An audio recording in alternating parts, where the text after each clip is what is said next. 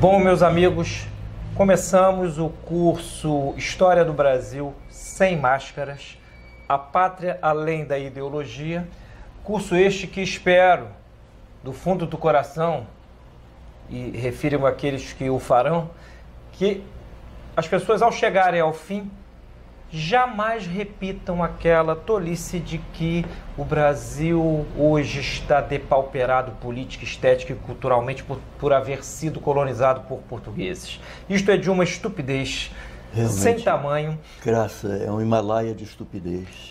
E nós vamos mostrar aqui, sempre aludindo a fontes, sejam primárias ou secundárias, sempre recorrendo a grandes intérpretes da história, tanto portuguesa como brasileira, que o Brasil é partícipe de uma grandeza. É verdade. Nós não somos filhos das urtigas. Não, nós somos filhos de um povo de heróis. É um povo herói que desbravou Oriente e Ocidente. É verdade. Um povo que na história do mundo tem ocupa um papel sem dúvida central no que tange a civilização, se tomarmos como ponto de referência para o termo civilização, aquela lei evangélica cuja altitude sobrepaira sobre todas as nações e é intemporal por sua própria natureza. É o que diz Manuel Bandeira, naquele admirável soneto que ele dedicou a Luís de Camões: o povo que plantou a cruz em cada continente. Isso é uma admirável definição de Portugal e de sua missão histórica. É uma definição admirável da lavra daquele que eu particularmente reputo o nosso poeta maior do século XX. Não sei se o professor Sérgio concorda. Inteiramente, Sidney, mas inteiramente. Manuel Bandeira é um dos gigantes. Ele que era um homem tão modesto na vida pessoal dele, um homem humilde, que ele escreveu um poema autodepreciativo, mas ao mesmo tempo irônico, porque ele era um homem irônico e tinha a suprema sabedoria de saber voltar a ironia contra si mesmo. E ele escreveu este verso falando de si: sou poeta menor, perdoai-me. Sabendo, vamos dizer assim, confrade dos maiores. Ele era. Mas ele provavelmente, quando disse sou poeta menor, perdoai-me, ele estava se pondo em confronto com alguns gigantes que, de certa maneira, sobrepujam a nossa comum condição humana. Só isso. E a propósito, esta é a atitude dos grandes historiadores também. Ao contemplarem o passado, o fazem com reverência, reverencialmente. Eu tenho aqui em mãos, vamos começar o curso com a história do Brasil do Hélio Viana, que é uma história sintética. Ele logo no início ele adota um procedimento que eu julgo básico para qualquer um que queira enfronhar-se na história do Brasil. Ele traça um quadro genealógico da dinastia de Borgonha, ou seja, a das primeira origens. dinastia de Portugal. Então, a primeira de Portugal, um pouco mais de um século, é refazer o seguinte quadro de reis. Nós enumeramos aqui os reis da primeira casa real portuguesa de Borgonha, que começa lá com Dom Afonso Henriques. Sim. Aqui se lhe segue, que é a casa de Avis, tem, na cronologia que nos toca mencionar agora, os seguintes reis: Dom João I, que é o rei da Batalha de Aljubarrota. Sim, Dom João I foi o primeiro, ou melhor, o segundo, porque nós não podemos jamais esquecer Afonso Henriques, que é o pai da pátria, mas que Afonso Henriques teve de manter a independência de Portugal e a soberania de Portugal diante dos mouros, diante dos sequazes de Mafoma. Já Dom João I, que foi o primeiro monarca da segunda dinastia, teve de manter a independência de Portugal, sempre com as armas na mão, diante de Castela.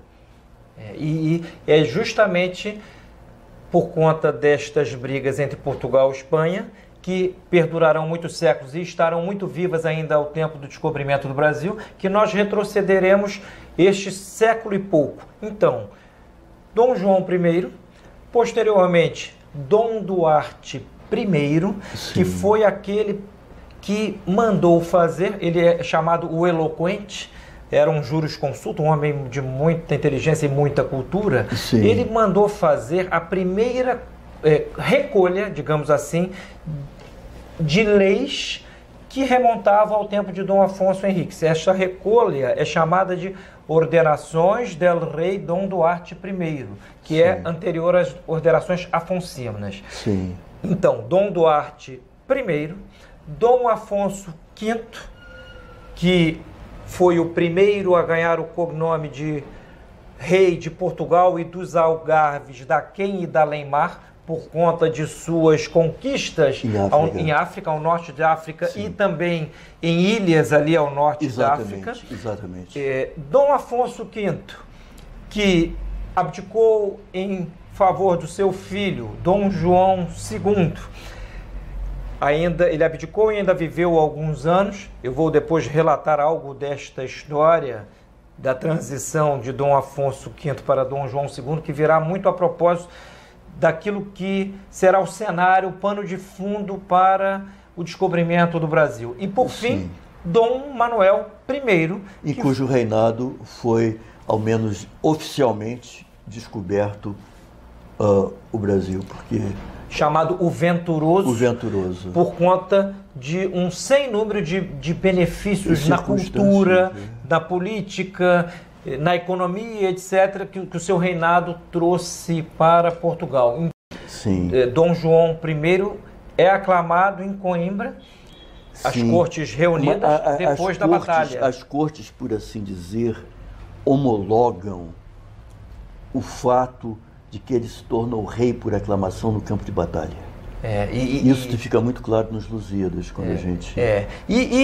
Ao fazer referência, então, a Batalha de Aljubarrota foi uma batalha em que Dom João, com a ajuda do seu condestável, Dom Álvares Pereira, ele consegue, em grande desvantagem, evitar que, naquele momento crucial da sua história, Portugal fosse assambarcado pelos espanhóis. O reabsorvido, como, aliás, depois em algum momento virá a ser. Sim, porque, como eu já tive a oportunidade de comentar aqui anteriormente, parece que durante séculos essa foi a ideia fixa de Castela, né?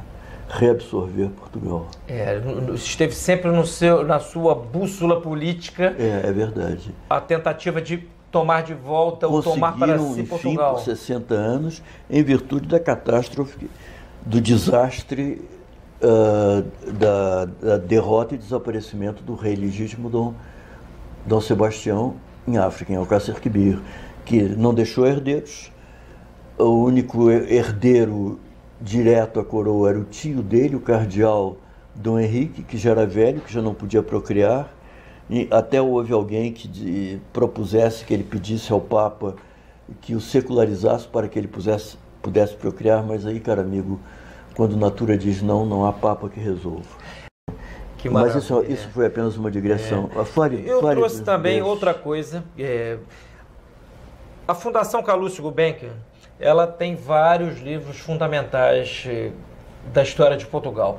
Um deles são as Ordenações Filipinas, todas aqui reunidas em três volumes. Deve ser uma bela edição. Os 5 livros, são 5 livros. As edições da Gulbenkian costumam ser primorosas. Há também, da Gulbenkian, as ordenações manuelinas, as ordenações afoncinas. Porque neste período aqui de que estamos falando, 3 dessas ordenações foram, vamos dizer assim, surgiram no tempo. Primeiro, eu já mencionei, as ordenações del Rei Dom Duarte I.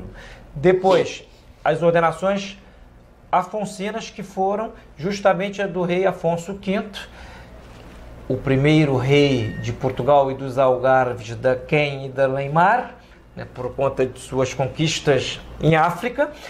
E foi a primeira grande tentativa de codificação de tudo que se decretou ao longo dos séculos, desde Afonso Henriques. E aqui uma das referências, cabe dizer, porque quando nós falarmos da história do Brasil, mais mesmo com referência às coisas que se passaram cá em nossa terra, nós vamos ter que fazer alusão ao que era o direito português. Não teremos como escapar a isso. Sem dúvida, nem se discute. Diga-se que estas ordenações Tanto as Filipinas como as anteriores, elas têm, as afonsinas, elas tinham como base, tanto é que eram os 5 livros, as decretais do Papa, principalmente Gregório IX, que também foram os 5, foram uma compilação de leis de séculos e mais séculos da Igreja, e provavelmente 5 livros. Tinham vigor em outras partes da Europa também. Tinham vigor em outras partes. Cristã. Aliás, vale dizer aqui que quando houve o Tratado de Alcáçovas, de 1479, eu anotei aqui, uma bula de Sisto IV, bula Aeterni Regis, foi que definiu aquele paralelo como sendo o ponto em que para cima seria de Espanha tudo que se encontrasse e para baixo de Portugal. Mas por que isto? Porque havia um édito de Constantino, muitos séculos antes, que deu a um Papa e aos que se lhe seguiram o poder sobre todas as ilhas do mundo.